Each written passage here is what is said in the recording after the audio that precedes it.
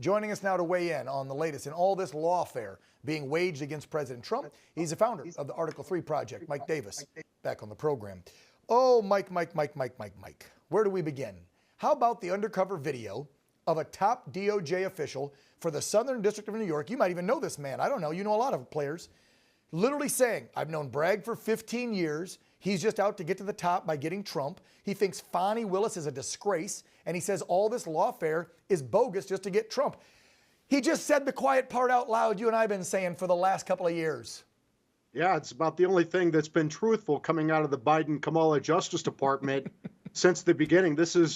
He's confirming what we all know. This is blatant political lawfare and election interference by President Biden and Vice President Kamala Harris, along with Merrick Garland and Jack Smith and Jay Bratt and Fani Willis and Nathan Wade and Tish James and Alvin Bragg and Juan Merchan and Tanya Chutkan, all these Democrat operatives, these Democrat lawyers, prosecutors, judges, they fear American voters on November 5th. And so they have done everything they can to try to destroy Trump. They tried to bankrupt him. They tried to throw him in prison for life. They tried to take him off the ballot when the Supreme Court stepped up and stopped them. They're trying to destroy the Supreme Court. They underfunded Trump's Secret Service detail from the Biden-Kamala administration, almost had his head blown off. They can't stop this guy.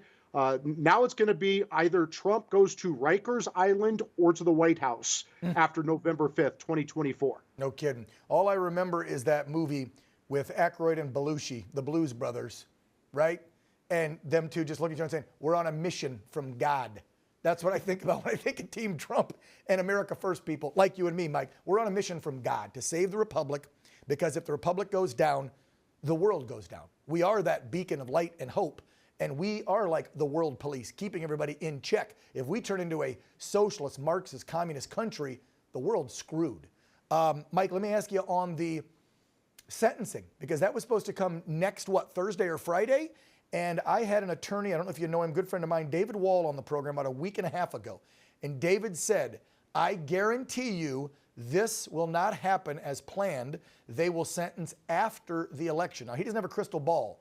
So why do you think Juan Merchan is waiting now till after the election to hand down sentence on President Trump on that ridiculous business deal lawsuit in New York? This Democrat Manhattan judge, Juan Merchan, illegally donated to Biden and Kamala. His daughter, Lauren Merchan, is raising millions of dollars off of this unprecedented criminal trial over which Judge Merchan is presiding, requiring his recusal. Elise Stefanik just put out evidence today that the Kamala campaign paid Lauren Merchan's consulting company, so she's on Kamala's campaign as well. This requires this guy's recusal under New York statute. What has his response been? His response is if Trump merely mentions this conflict of interest, he's going to throw Trump in prison. This guy is corrupt.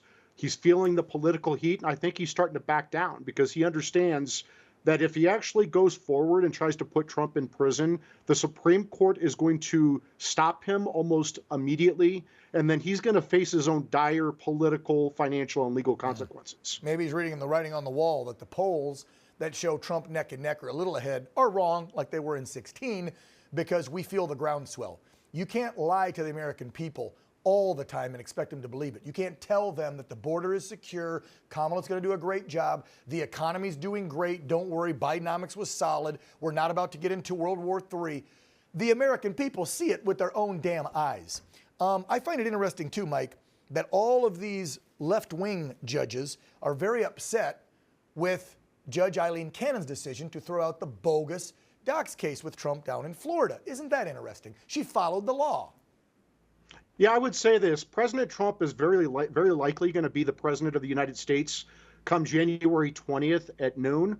Do they want President Trump just to make up an office, like office of the viceroy, like they've done with this office of the special counsel, and make me the viceroy and give me unlimited budget and unlimited power and with little accountability to courts or Congress and just set me loose like Biden and Kamala have done with Jack Smith? I think the biggest winner of these victories for Trump, besides Trump, is Joe Biden, because he's not going to be the president after January 20th, he's going to need presidential immunity. He's not going to want a special counsel going after him and his corrupt family that took over $20 million from our worst enemies.